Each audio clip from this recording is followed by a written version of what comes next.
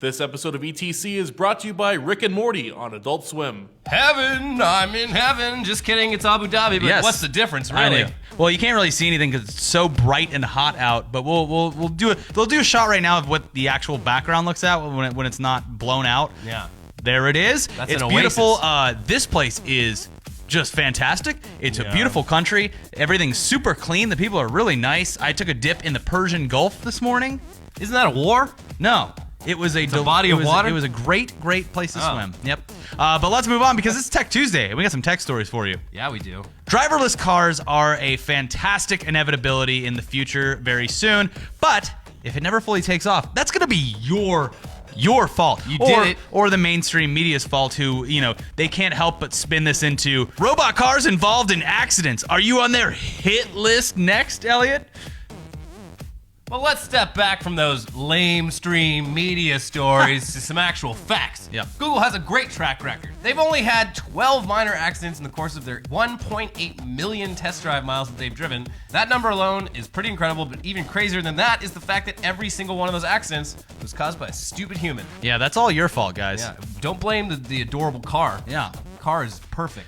So two examples that Google gave recently were one, a driver slammed into the back of the Google car because they just weren't paying attention. What a dick. And the other one was someone just blew through a stop sign and hit the Google car, which was safely going at its own pace legally through the intersection. Get off the road, Jag. Yeah. Make way for the driverless car. Of course, this gets spun by the lamestream media into driverless cars just getting into accidents, even though it's not their fault. And then, of course, that's going to lead people to believe that these cars are just roaming vigilantes serving up street justice by hunting down innocent pedestrians. Yeah. That is not the case. That's not the case at all, no. For their part, Google has been doing a good job at placing the blame on humans, but once these cars start to become more mainstream in the next 10 to 20 years, look out for a lot of bad press about them, mainly because they will destroy municipalities' income based on, how the hell are you going to give a ticket to a car that is literally programmed to obey the law? Money out of their pockets. No parking tickets, no speeding tickets, no crossing the yellow line. Oh my God. Yep. Fuck you, LA, and especially fuck you, West Hollywood.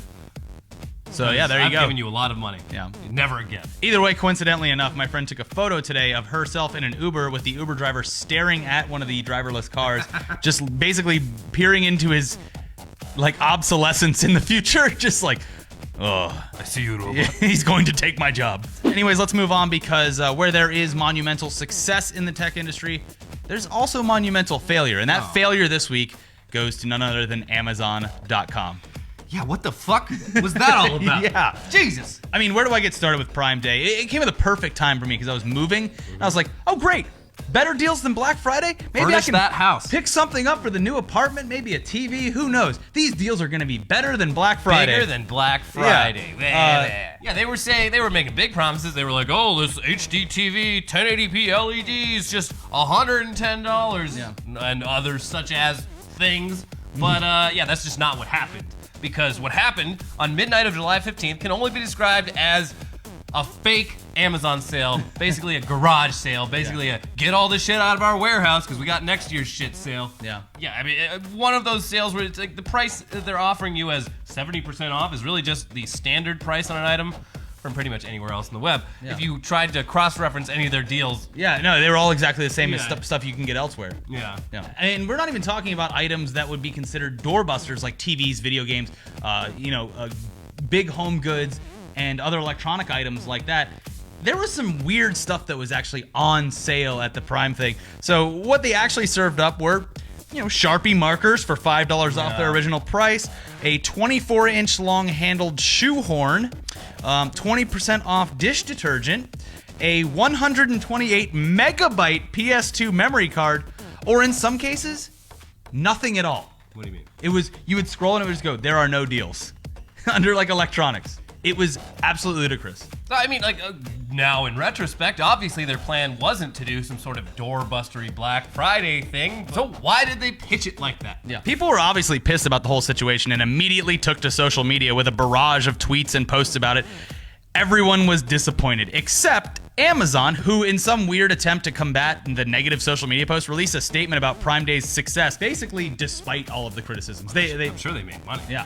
Lots of it. Anyway, VP of Prime, Greg Greeley. Great name. Great name, Greg. We're always giving people credit for their great names. Yeah, they didn't get shoes. Yeah. Anyway, he said, Prime Day peak order rates have already surpassed 2014 Black Friday. Prime members have already bought tens of thousands of Fire TV sticks, 35,000 Lord of the Rings Blu-ray sets. They were really pushing that shit hard. Yeah. 28,000 Rubbermaid sets, and 4,000 Echo devices in 15 minutes. The Kate Spade purse was gone in less than a minute. We also sold 1,200 of the $999 TVs in less than 10 minutes. And there are thousands more deals coming.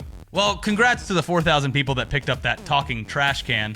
But, I mean, at this point, if you ask the Echo, hey, Echo, how was Prime Day? It would probably respond, much like me, a worthless waste of time. I mean, here's the thing. I got a lot of great shit on Prime Day. I bought a GoPro. They had this amazing GoPro deal for the Hero 4 Black.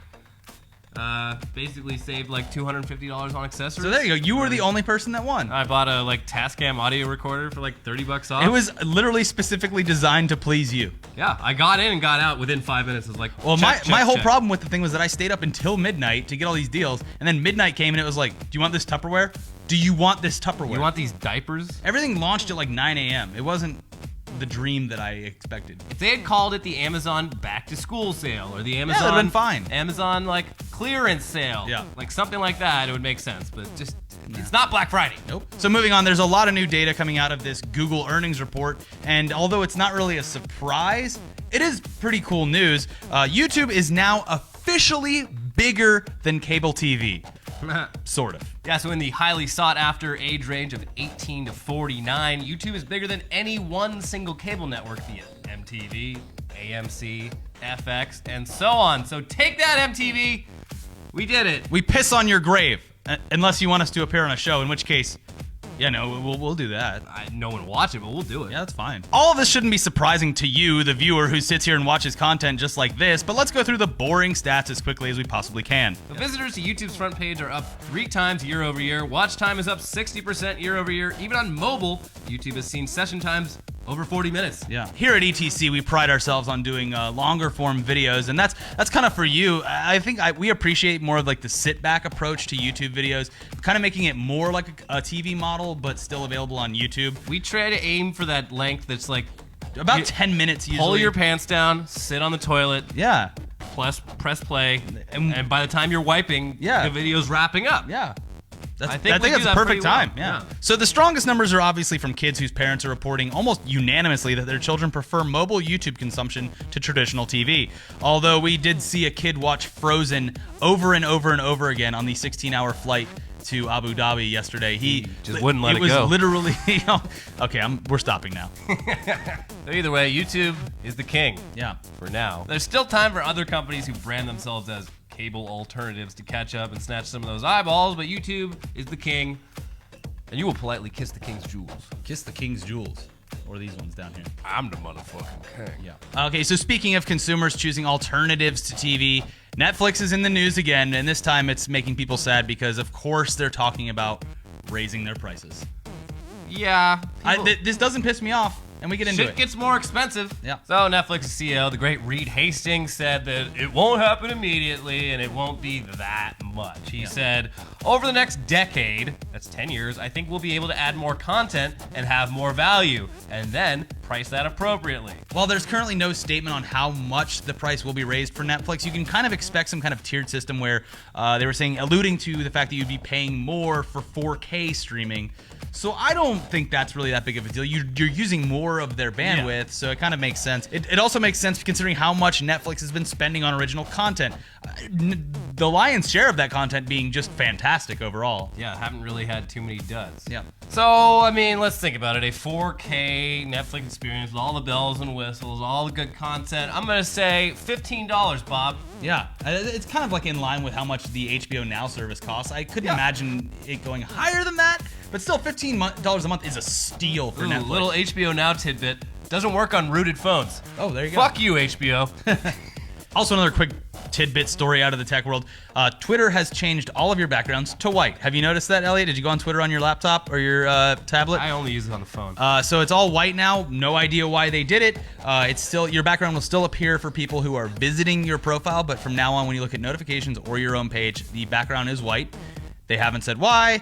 They haven't said if they're going to change it, but that's just how it is. So there you go. That's the don't last care. bit of news. Yeah, it's not that big of a deal. I have a picture of Michael Keaton pointing in my background. It does Who gives a suck shit? though because it's all white, and if you're on like if it's in the dark, it just blasts you with light if your brightness is up. yeah. But it's fine. Anyways, that's Tech Tuesday, guys. Obviously, we're on site here in Abu Dhabi thanks to Universal Pictures because we're covering Furious 7, and they were nice enough to fly us out here and put us up in this hotel, and so we're going to be doing coverage from here all week long.